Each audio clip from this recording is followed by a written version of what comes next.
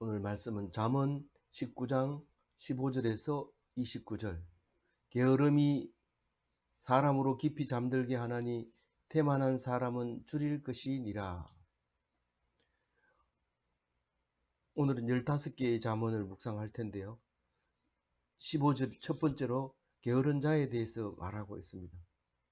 게으른 사람은 깊이 잠들게 한다, 그렇게 얘기할 때 깊이 잠드는 게 좋지 않겠는가, 좀 깊이 잠들었으면 좋겠다, 그런 생각이 드는데, 사실 왜 불면증이 올까요?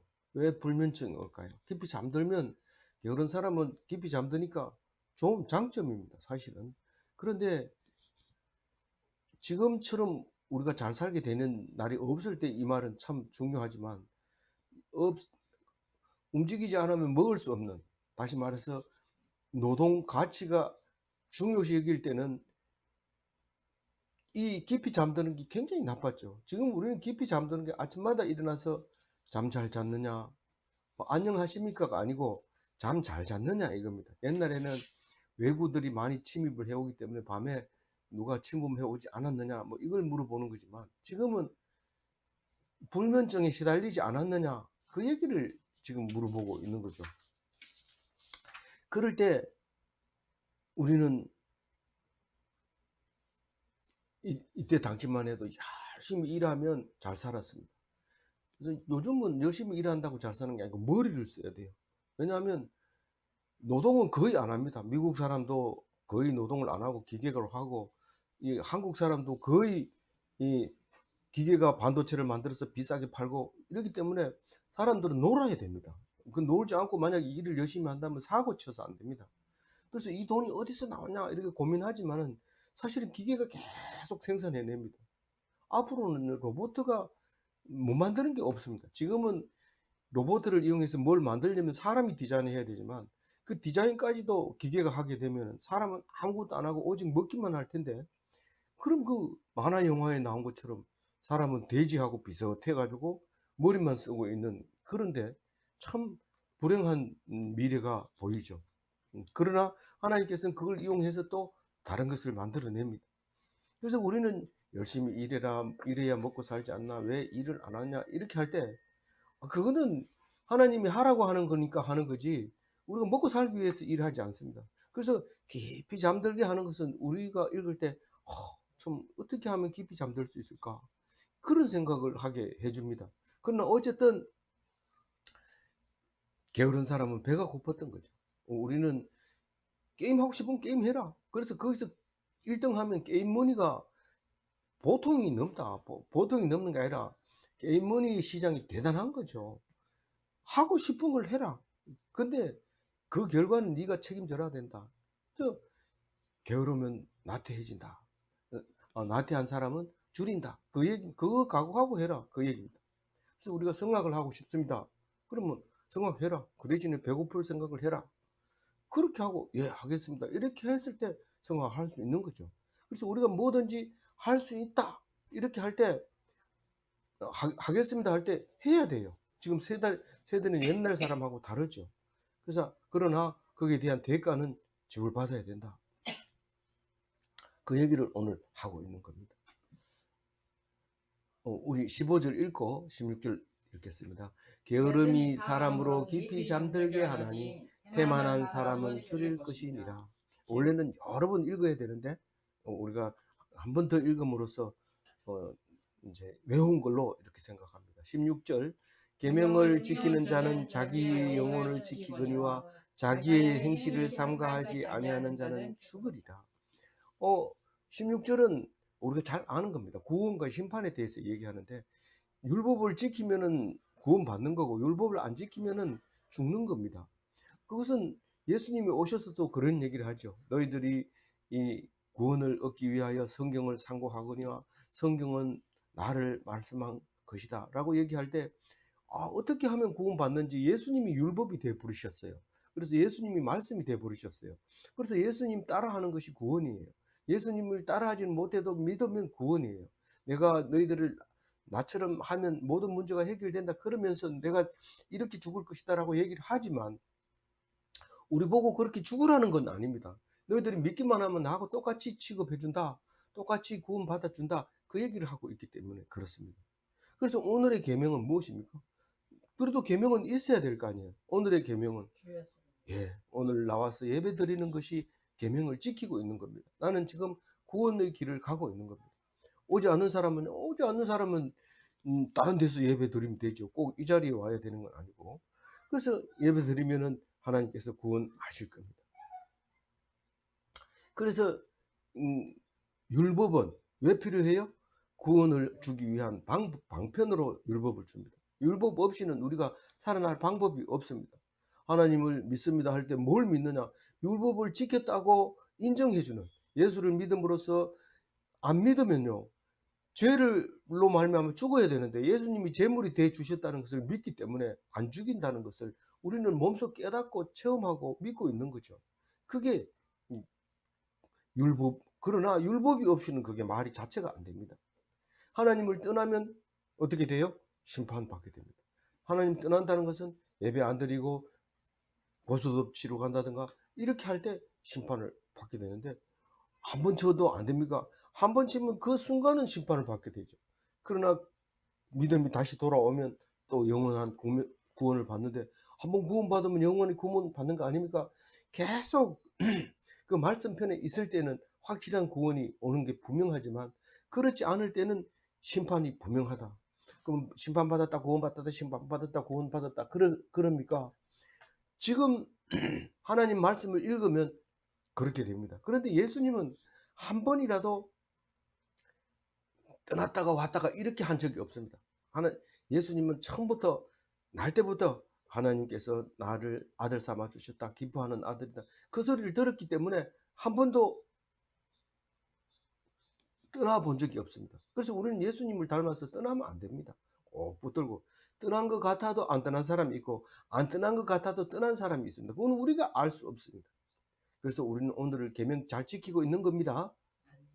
16절 다시 한번 읽습니다.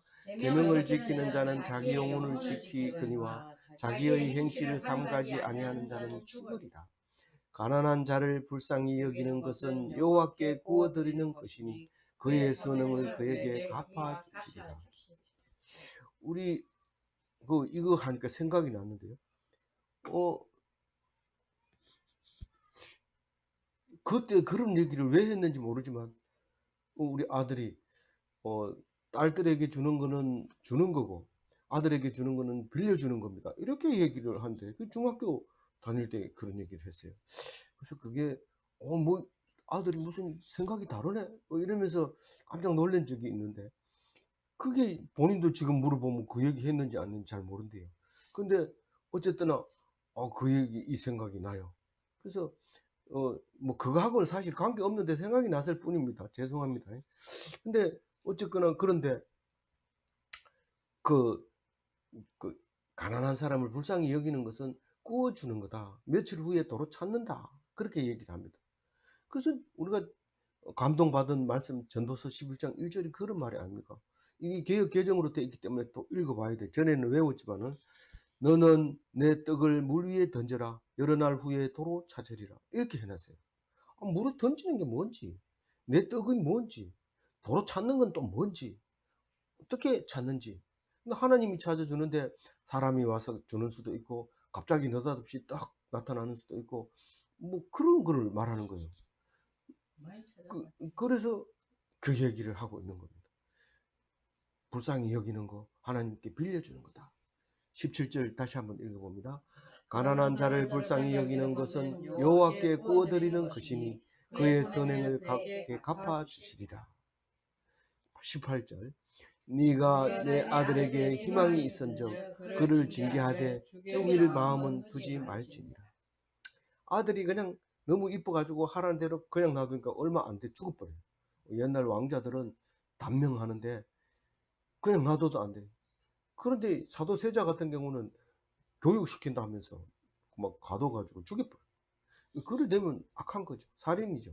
그건 영원히 역사에 남는 거죠.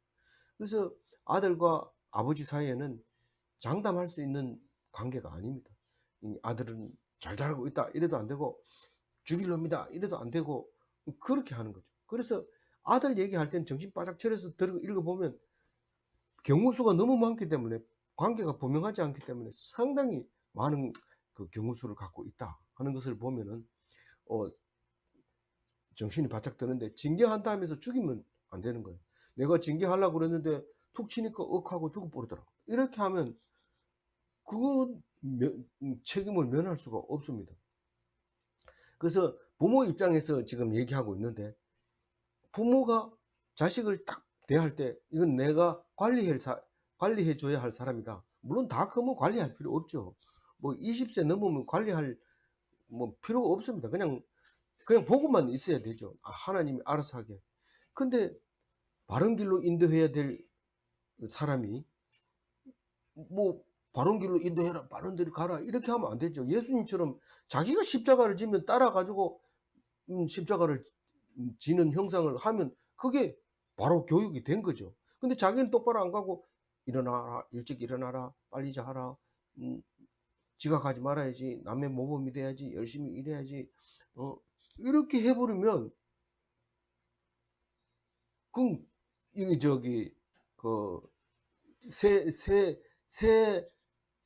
새 번역에는 이렇게 돼 있어요. 훈계를 하여야 희망이 있다. 자식에게 훈계를 하여야 희망이 있다. 이 18절을 그렇게 번역했어요. 희망이 있어야 징계를 하는. 이 18절은 우리가 읽을 때는 희망이 있기 때문에 징계를 하라고 했는데, 새 번역에는 훈계를 해야 희망이 있다고 번역했다고요. 잘 들으는 게 더 중요해요. 그래서 그러나 들볶아 죽이면 안 된다 이렇게 번역해 놨어요. 그 무슨 말이냐면 잔소리 하지 말아요. 잔소리가 키우는데 도움이 되느냐? 안 된다는 거예요. 심지어는 대학교 들어가가지고도 대학교 들어가면 마음대로 하려 했기 때문에 나는 공부 안 한다 이런 사람이 있는가 하면, 공부하려고 책을 덮는 순간 공부해 이러고 잔소리 하니까 그만 책을 덮어버리고 밖으로 뛰어나간다든가 이런 일이 생기기 때문에 잔소리는 도움이 안 됩니다. 그러나 이 바른 길로 인도하라, 그 책임은 네가 바른 대로 자녀로 말미암아 네가 어버이로서 제대로 일을 행하라 이런 말이지, 아를 보고 어떻게 하라는 말이 아닙니다. 그래서 강제로 해서는 안 됩니다. 강제로 하면 아이는 약하기 때문에 죽을 수도 있어요. 그래서 죽지 않도록 탁 보면서 야단을 쳐야 된다, 그런 말을 하고 있습니다. 내버려 두면 돼요, 안 돼요? 안 됩니다. 꼭 징계를 해야 되는데, 나이 많으면 할 필요 없어요. 잘못 교육시키다가 맞아 죽는 수도 있기 때문에 20세가 넘으면 몸조심해야 돼요. 아이가 20세가 되면요. 자, 18절 다시 한번 읽어봅니다. 너가 내 아들에게 희망이 있은즉 그를 징계하되 죽을 마음은 두지 말지니라. 이 하는 자는 벌을 받을 것이라. 네가 그를 건져주면 다시 그런 일이 생기리라. 이 말은 사나운 자를 도우면은 돕지 말라는 거예요. 돕지 말라. 사나운 자를 용서해주고, 그래 아이고 니는 성질이 좀 그래서 그렇지 괜찮다 이러고 이래 놓으면 또 성질 내기 때문에 도와주지 말아요. 그럼 안 도와주면 어떻게 해요? 그 인간을 어떻게 해야 돼요? 하나님께 맡겨라. 하나님 맡겨라. 하나님이 어떻게 맡기는 거예요? 하나님, 저런 인간을 통해서 내 속에 있는 걸 보여주셔서 감사합니다. 노가 내 속에 부글부글 끓고 있다는 걸 보여주시려고 그렇게 하는 거니까요. 그러니까 그 하나님께 그냥 맡기고, 그런데 만약에 네가 그를 건져주면, 용서해주면, 그러면 또 그런 일이 생긴다. 우리가 볼 때는 화재가 나면 우리가 소방수 불러가 불을 꺼야 되지만, 이 사나운 자는 속에서 뜨거워지기 때문에 화재를 진압하고 돌아서면 그 밑에서 불이 또 올라옵니다. 그래서 화재 진압이 불가능합니다. 가장 좋은 방법은 내버려 둡니다. 그러면 다 타잖아요. 싹 타고 나면 절대로 화재가 안 납니다. 산불이 한참 날 때는 확실하게 해야 됩니다. 우리 이거 하나님이 너무 과하게 욕심내서 그렇다. 그리고 산불이 나기 전에는 막 그 산림 화재 그 예방하는 그 예방 요원들이 불철주야로 다니면서 불 나면은 뭐 월급도 깎이고 징계도 하고 이렇게 하거든요. 그러니까 열심히 다닙니다. 그런데 화재가 나가지고 산을 전체로 다 태우고 나면 그 다음날 잠을 잘 잡니다. 걱정할 게 없기 때문에. 그래서 우리는 사나운 사람을 보면은 그냥 하나님께 맡겨버리는 거예요. 그래서 그렇다고 해서 내가 막 죽여버린다든가 이러면 안 되고, 불같은 성격을 보면서 야, 내가 저렇게 됐구나, 그렇게 하나님께서 나에게 보여주시려고 그러는구나, 그러면서 자기 이 화를 좀 이렇게 누그러뜨려야 되는 거죠. 19절 읽고 20절 있습니다. 노하기를 맹렬히 하는 자는 벌을 받을. 것이라. 내가 그를 건져주면 다시 그런 일이 생기리라. 그러니까 벌을 받는다는 거예요. 내가 신경 안 써도 하나님이 벌 받게 해준다. 내가 버렸을 고쳐줘야지 이렇게 하지 마라, 그 얘기고. 20절 읽어봅니다. 너는 공고를 들으며 훈계를 받으라. 그리하면 내가 필경은 지혜롭게 되리라. 네가 할 일은 그냥 노하기를 맹렬히 하는 자를 벌을 내리는 게 아니라, 네가 할 일은 내 말씀을 열심히 들어라, 훈계를 받아라. 그리하면 네가 필경은 지혜롭게 되리라, 그 말을 하잖아요. 예? 그래서 지금은 지혜롭습니까? 예, 지혜롭습니다. 왜냐하면 말씀을 듣고 있기 때문에, 예배를 드리고 있기 때문에, 그 예배 속에서 지혜를 얻게 되는 거죠. 다른 사람과 구별되는 거죠. 그걸 못하고 오히려 율법을 받아가지고 이제부터는 이렇게 해야지, 그러면서 가가지고 무거운 짐을 지게 되는데, 율법주의는 안 됩니다. 율법주의는 안 되지만 내가 율법을 안 지켰는데도 이렇게 지킨 사람하고 동등하게 해주는 그에 대한 그 깊은 은혜는, 그건 가능합니다. 그게 좋습니다. 그걸 바라는 바고 하나님이 뜻하는 바입니다. 그러니까 말씀 듣는 거, 예배하는 거, 묵상하는 거, 그게 지혜로운 거고 하나님의 뜻에 합당한 거. 하나님께서 주시는, 내가 율법을 안 지켰는데도 이렇게 은혜를 주시는군요 하고 기뻐하는 겁니다. 20절 한번 더 읽고 21절 읽겠습니다. 너는 권고를 들으며 훈계를 받으라. 그리하면 네가 필경은 지혜롭게 되리라. 21절. 사람의 마음에는 많은 계획이 있어도 오직 여호와의 뜻만이 완전히 서리라. 네. 사람의 마음에는 많은 계획이 있어도 오직 여호와의 뜻만이 완전히 서리라. 수없이 많이 나오는데 저게 세 군데나 이제 인용해서 적었어요. 한번 읽고 또 묵상해 보도록 해요. 16장 33절 읽어볼게요.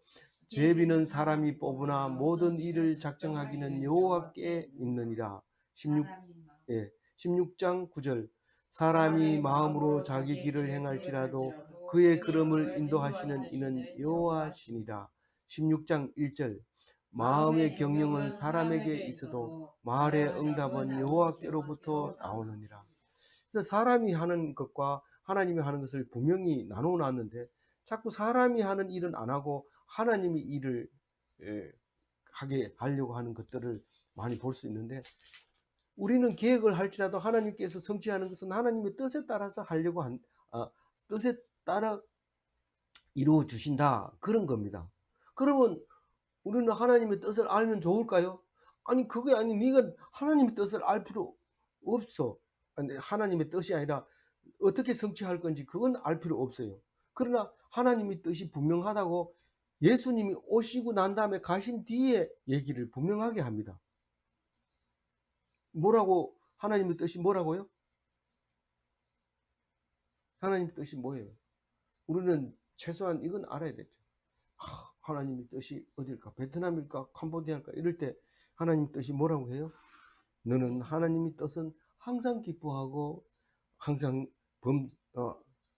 기뻐하고 쉬지 말고 기도하고 범사에 감사하는 것이 하나님의 뜻이다. 오늘 여러분 문자 받았을 거예요. 그러나 그것을 읽지 않았다는 사실이죠. 그런데 어떤 사람은 읽지 않고도 감사합니다 이렇게 보내는데, 왜 감사하냐? 그러니까 보냈으니까요. 그럼 안 읽고 안 읽고 감사한대요. 그런데 읽고 답을 2번 정답 이렇게 하고, 2번 정답이라는 게 아니라 2번 그냥 그렇게 하죠. 2번 하고 그냥 문자 보내면 읽었구나 이렇게 하는데, 그걸 안 하면은 좀 보낸 사람이 쓸쓸하죠. 근데 사실은 뭐 날마다 쓸쓸해요. 그런데 하면 은혜가 되죠. 왜냐하면 내가 답장을 그렇게 안 했는데도 이렇게 보내주는구나 이래 하면 그게 기쁘잖아요. 그래서 문자를 받고 기뻐야지 보내준 거 또 보내준다. 이 스팸으로 처리할까 말까 할까 말까 조금은 도움이 되니까 그냥 놔두자 이렇게 탁 놔둬버리는데 그래도 놔둔 사람이 은혜를 받죠. 근데 지워버리면 안 됩니다. 나중에 그 사람이 그 카톡방에 나갔는지도 모르고 한 몇 개월 있다가 나중에 보니 나갔더라고. 근데 다시 불러가지고 했는데 불러도 반응이 없고 나가도 아무 느낌도 없고 이럴 때 좀 실망이 되죠. 실망이 되지만 그러나 내가 누구를 보고 있는가 이러고 하나님 탁 칠 때 정신 바짝 차리고 주여 믿습니다 이러고 하나님만 이제 바라보게 되죠. 그건 다 하나님을 보라고 주시는 사건인데 만약에 떼거리로 대들어서 목사님 최고 이러면서 막 이래 보세요. 그럼 어떻게 될까요? 생각을 해보세요. 끔찍합니다. 그거는 불가능한 일일 뿐만 아니라 그렇게 해서도 되지를 않는 거고요. 그래서 지금 주는 게 가장 잘한 거다. 온다고 약속해놓고도 안 오고 이런 게 정상이고 또 마치 이 천부인 것처럼 얘기하다가도 엉뚱한 것을 더조하고 이런 것을 볼 때 그게 정상이다. 네 마음을 보여주려고 하는 거다. 그런 이제 하실 때 감사합니다. 내가 처음부터 그렇게 하나님 앞에 맹세한 거 아닙니까? 죽을 때까지 이 자리를 지키겠습니다. 그렇게 할 때 다른 것보다 또 우리 동력자가 있잖아요. 그래서 믿고 그냥 가는 겁니다. 21절 다시 한번 읽고 생각하면서 읽어야 됩니다. 사람의 마음에는 많은 계획이 있어도 오직 여호와의 뜻만이 완전히 서리라. 22절 사람은 자기의 인자함으로 남에게 사모함을 받느니라. 가난한 자는 거짓말하는 자보다 나으니라. 가난한 자하고 거짓말하는 거하고 뭔 관계가 있어가지고 두 개를 비교합니까? 근데 이 부자는 다 거짓말 한다는 얘기예요. 우리가 공평하게 나누자 이러놓고 자기 혼자 부자면 그 공평하게 나눈 거 아닙니다. 일은 일한 사람이 가져가야 되는데 입만 가지고 있는 사람이 많이 챙기고 일한 사람은 조금밖에 안 됩니다. 그거는 공평한 게 아닙니다. 그냥 거짓말 하는 거예요. 다시 말해서 거짓말 해야 부자가 되지 공평하게 하면 공평하게 되죠. 가난한 자가 생길 수가 없습니다.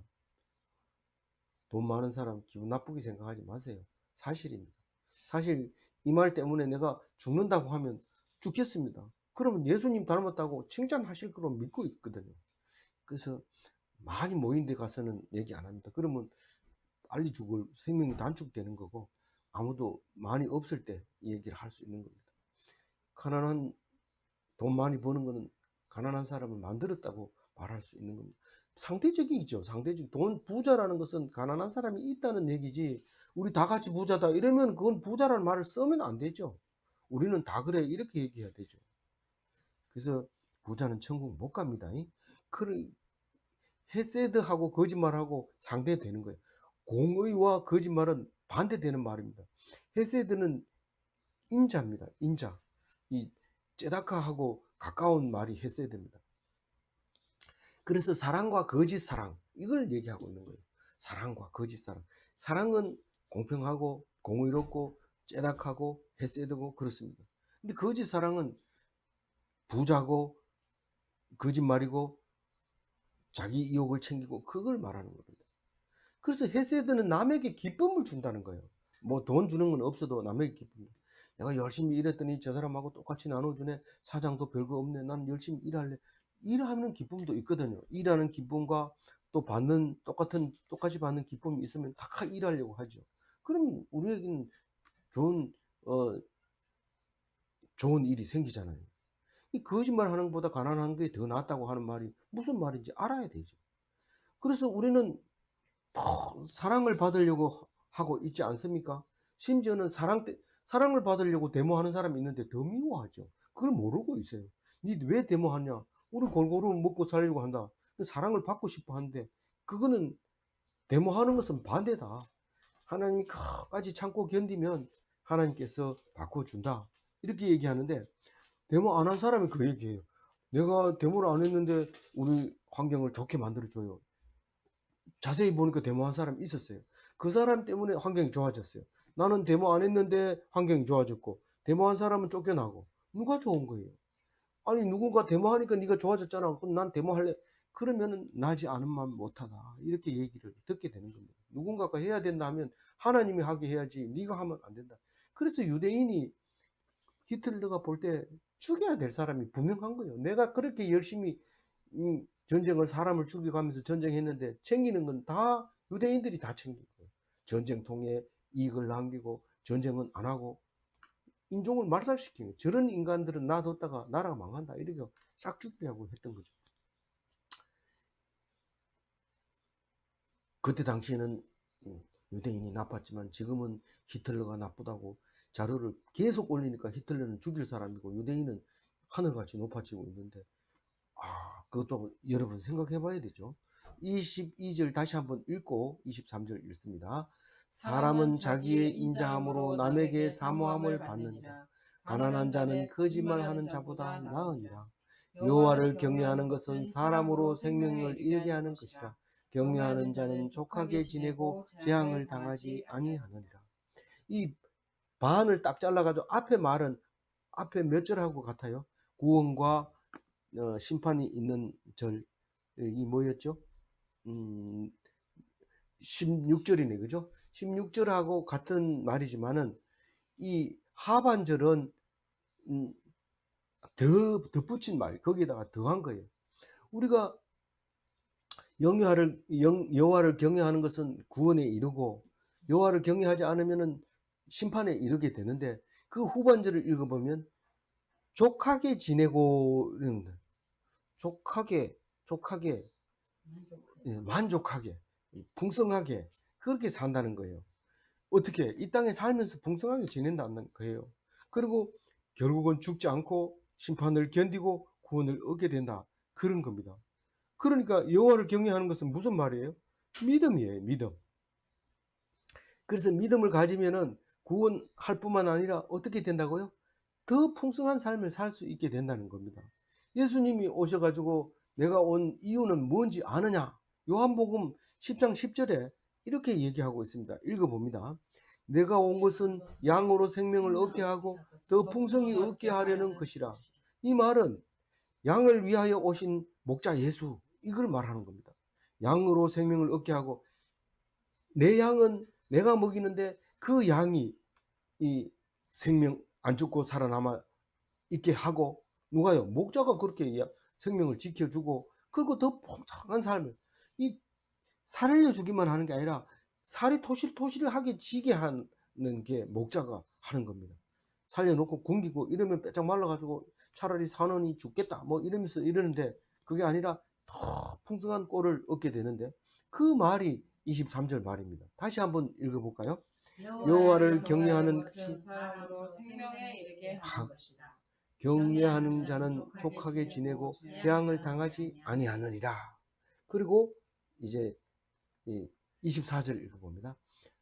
게으른 자는 자기의 손을 그릇에 넣고도 입으로 올리기를 괴로워하느니라. 뭐 이런 사람이 어디 있겠어요? 라고 말하지 모르지만 이런 이야기가 곳곳마다 있습니다. 우리가 앞에 묵상한 것도 있어요. 그 11장 16절에는 이렇게 나와 있지는 않지만 공동 번역에는 이렇게 번역을 했어요. 11장 16절에 이 잠언서가 이렇게 긴 게 없는데 공동 번역에서는 이 길었던 것 같아요. 그런데 그거를 빼버렸는데, 가로 안에 친 것은 빼버렸다는 뜻인데 사실 그 가로 안에 이런 내용이 들어 있어요. 11장 16절 공동 번역 읽어봅니다. 어진 여인은 칭송을 받지만 바른 일 싫어하는 여인은 금박흙에 앉아 욕을 먹는다. 게으른 사람은 떡그릇 옆에서 굶어 죽지만 부지런한 사람은 부자가 되기 마련입니다. 이 말은 부자가 되는 것은 부지런해야 부자가 된다, 이 말입니다. 그러니까 우리는 아까 얘기한 거 좀 다르죠. 가난한 사람은 가난한 사람은 어떻다고 그랬어요? 잠을 어떻게 한다? 첫 번째 15절에 깊이 잠든다. 가난한 사람은 좋겠네 이런데, 먹을 게 많을 때 좋은 거지 먹을 게 없을 때는 그 말 자체가 안 되죠. 그런데 어쨌든 게으른 사람이 얼마나 우리가 생각하는 게으름이 상상을 초월한다는 얘기입니다. 24절은 어리석음이 하늘을 찌르는 게 그게 게으른 자입니다. 그러니까 떡그릇을 옆에 놓고 굶어 죽는 게 그게 게으른 자고, 우리가 생각하는 게으른 자 아닌 거죠. 그리고 오늘 읽은 24절 말씀은 그 떡그릇에다가 손을 떡 집어넣어서 입으로 가져가는 그게 싫어가지고 그냥 죽습니다. 그래서 그렇게 얘기하죠. 숟가락 놓으면 죽는다. 숟가락 꼭 들어라. 그리고 입을 벌려라, 벌려라. 이러고 관계를 넣는데 입에 넣어도 삼키기를 싫어가지고 죽습니다. 그러니 아버지는 내 말 안 들었어 죽었어요. 왜냐하면 그렇게 삼키려 해도 안 삼키더니 죽었어요. 이렇게 한 거예요. 근데 사실 지금 우리 입장에서 봐서 게으른 사람을 야단치면 돼요, 안 돼요? 안 됩니다. 사실 알고 보면 게으른 게 자기가 선택한 게 아니라 하나님이 게으르게 만들어 놨어요. 그래서 우리는 그걸 보면서 저런 인간은 나지 않은만 못하다 이런 소리를 듣지 않게 하기 위해서 날마다 예배를 드리고 말씀을 드려야 되는 거죠. 그러면 나는 부자입니까? 나는 부자입니다. 하나도 안 먹어도 부자고 배가 부르고 하루에 한 끼 먹어도 배가 이렇게 나오잖아요. 그런데 안 먹으려고 했는데도 배가 자꾸 나오는 걸로 보면 엄청 먹었다는 얘기인데 입으로는 안 먹어요. 나는 안 먹어도 살쪄. 이래. 속으로 알죠. 안 볼 때 먹어서 그렇지 뭐 안 먹고 배 나온 사람 어디 있냐. 그래도 어디 가서 안 먹어도 배 나와 이런 소리 하지 마시기 바랍니다. 제 얘기하는 거예요. 죄송합니다. 24절 한번 읽고 25절 읽어봅니다. 게으른 자는 자기의 손을 그릇에 넣고서도 입으로 올리기를 괴로워하느니라. 아멘. 25절 거만한 자를 때리라. 그리하면 어리석은 자도 지혜를 얻으리라. 명철한 자를 견책하라. 그리하면 그가 지식을 얻으리라. 때리면 달게 들을 것이다. 자녀에게 지혜를 얻게 하려고 막 때립니까? 잘못 때리면 안 돼요. 때리지 잘못된 거에 대해서 분명하게 해줘야 되지만은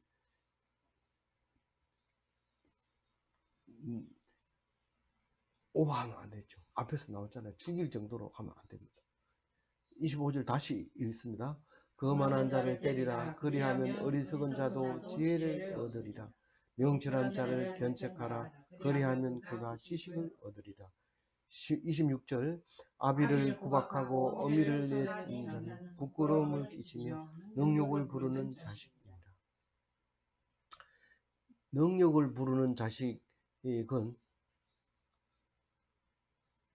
없으면 더 좋겠죠. 근데 내가 능욕을 부르는 자식입니다. 지금 우리가 부모를 잘 공경하는지 생각해 보면 알죠. 26절 다시 읽어봅니다. 아비를 구박하고 어미를 쫓아내는 자는 부끄러움을 끼치며 능욕을 부르는 자식이니라. 27절 읽어봅니다. 내 아들아 지식의 말씀에서 떠나게 하는 교훈을 듣지 말지어다. 지식의 말씀에서 떠나는 교훈을 듣지 말지어다. 이 성경에서 나오는 지식은 항상 진리 지식, 말씀을 얘기합니다. 이 말씀을 떠나게 하는 교훈이 있어요. 오직 태권도 도장에 가면 관장이 네 친구가 도와주겠나 누가 도와주겠나 네가 무슨 일이 생기면 내가 도와줘야지 이러면서 자기 말을 복종하게 만드는 그런 사람이 있는데 정신 차리고 들어야 되죠. 또 어떤 선생님은 돈을 많이 벌어야 되는 이유는 돈을 많이 벌어서 가난한 자를 도와줘야 되기 때문에 돈을 많이 벌어야 되는데 돈을 많이 버는 것 자체가 가난한 자를 만들기 때문에 그 말도 들으면 안 되는 거죠. 조금은 들을 게 없습니까? 조금은 들을 게 있지만 그거보다 성경 보는 게 훨씬 나은 거죠. 함부로 남의 훈계를 들으면 안 되는데 그게 지식의 말씀을 떠나서 하는 훈계의 말씀을 말하는 거죠. 그래서 그런 것은 다 하나님을 떠나서 훈계하는 말씀이다. 그런 말을 듣는 것보다는 성경 말씀을 더 읽어라. 그렇게 얘기합니다. 27절 읽고 28절 있습니다. 내 아들아 지식의 말씀에서 떠나게 하는 교훈을 듣지 말지니라. 망령된 정의는 정의를 없이 여기고 가의 입을 죄악을 삼키느니라. 누가 동의를 안 해주더라도 그러면 돼. 뭐 다 되는 거지. 뭐 그거 가지고 뭐 신경 쓰냐. 나는 막 그렇게 해. 이런데 정의를 없이 여기고 자기를 주장하는 사람의 말이죠. 정의를 상실하면 안 돼요. 이 세번역에서는 죄 짓는 일을 물 먹듯이 한다 이렇게 표현을 해놨어요. 이 악인의 입은 죄악을 삼키느니라 이런 거예요. 뭐 말만 물 마시듯이 꿀떡꿀떡 이런 소리 나는 거예요. 입에서 그냥 나오는 소리가 물 마시는 것 같아요. 죄가 나오는데 물 마시는 것 같아요.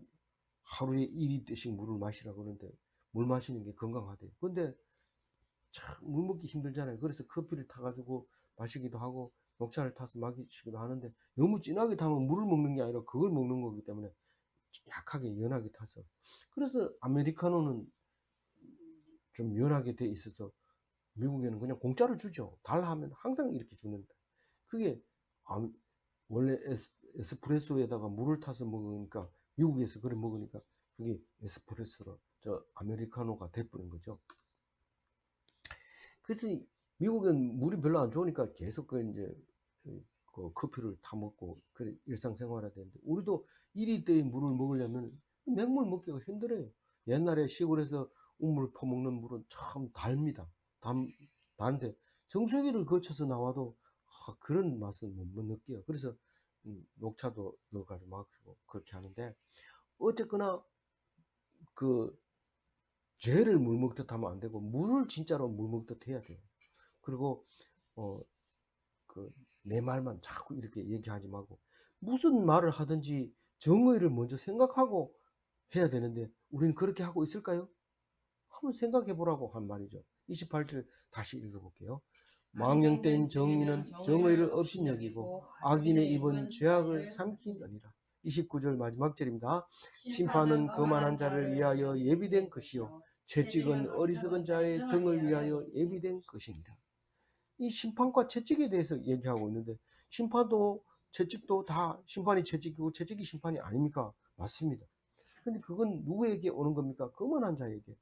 거만한 자가 누굽니까? 어리석은 자에게. 나는 거만하지는 않아도 어리석다 이런 그 같은 말이거든요. 번역만 그렇게 했을 뿐이에요. 다 이제 같은 말인데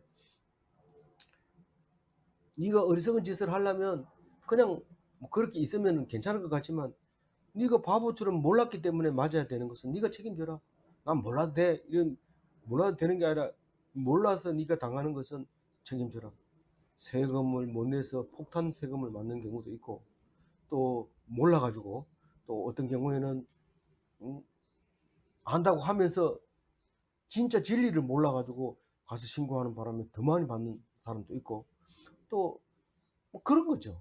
근데 뭐 세무서에서는 세금 내야 되는데 안 내는 거는 뭐 유리할 같이 다 압니다. 다 알지만 그래도 그것을 피해가는 사람들이 있으니까요. 어쨌거나 그런 근데 어리석은 사람은 채찍 맞을 생각을 해라. 그래서 지혜로운 사람은 그런 생각을 하는 사람은 지혜로운 사람으로 딱 분리시켜 버립니다. 아, 내가 이런 거 잘 모르니까 심판받을 각오를 해야 되겠다. 이렇게 할 때 그게 딱 그 심판에 걸리는 거죠.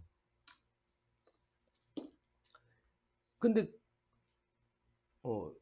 제가 지금 뭔 얘기했는지 우리가 어리석은 짓을 하고 죄에 맞는 생각을 했을 때 우리는 이 죄를 지어서 심판받을 각오를 하고 죄를 지으면 근데 하나님께서 뭐라고 생각한다고요? 지혜로운 자로 인정한단 말이에요. 그 대신에 그 믿음을 보고 그렇게 인정한다는 겁니다. 그래서 우리는 말씀을 알고 있는 것과 모르고 있는 것이 중요하지 거만하게 내가 제일 잘나서 이렇게 얘기한다고 해가지고 님 채찍을 맞아야 돼 이렇게 하지는 않죠. 근데 속에서 난 이런 얘기하고 남들이 욕해도 당당해야지 이렇게 할 때 하나님 믿음으로 인정을 해주는 거죠. 오늘 21절 말 29절 한 번 더 읽고 마치도록 하겠습니다. 심판은 거만한 자를 위하여 예비된 것이요 채찍은 어리석은 자의 등을 위하여 예비된 것이니라. 오늘 21절로 말씀을 정리하면 사람의 계획과 21절 읽고 정리하겠습니다. 사람의 마음에는 많은 계획이 있어도 오직 여호와의 뜻만이 완전히 서리라. 사람의 계획과 하나님의 성취는 다르다는 것을 우리 잘 알고 있습니다. 하나님의 뜻은 기뻐하고 기도하고 감사하는 것이라는 것을 알고 있어야 됩니다. 우리는 하나님 뜻이 무엇인가 주암산 기도원에 가서 아무리 기도해도 하나님은 대답 안 하고 네가 그냥 기뻐해라. 쉬지 말고 기도해라. 기도하고 있지 않습니까? 그 자기 일을 위하여 기도하지 말고 하나님의 말씀이 무엇인지 오직 말씀, 오직 성령 오직 오직 성경. 오직 성경, 오직 믿음, 오직 은혜, 은혜. 이 세 가지를 하는 것이 네가 할 일이다. 그렇게 생각하고 내가 할 일은 그거다. 하나님의 뜻은 기뻐하고 기도하고 감사하는 것이다. 이것만 기억하면 하나님께서 네가 잘못 가더라도 내가 너를 잘 갔다 이렇게 말해줄게, 이렇게 하시는 소리를 들으시고 오늘도 기뻐하시는 하루 되시기 바랍니다. 기도하겠습니다. 하나님, 온갖 잠언을 다 말씀해 주셔서 감사합니다. 그 중에서 가장 우리에게 마음에 와닿은 것은 우리는 계획하고 애쓸지라도 하나님께서 인도하시는 것을 믿사오니 우리가 어떤 일을 하더라도 기뻐하고 기도하고 감사하는 자 되게 하여 주옵소서. 오늘도 온전히 주께 맡기며 기쁜 하루 될 줄 믿사옵고 감사하며 우리 주 예수 그리스도 이름으로 기도 올리옵나이다.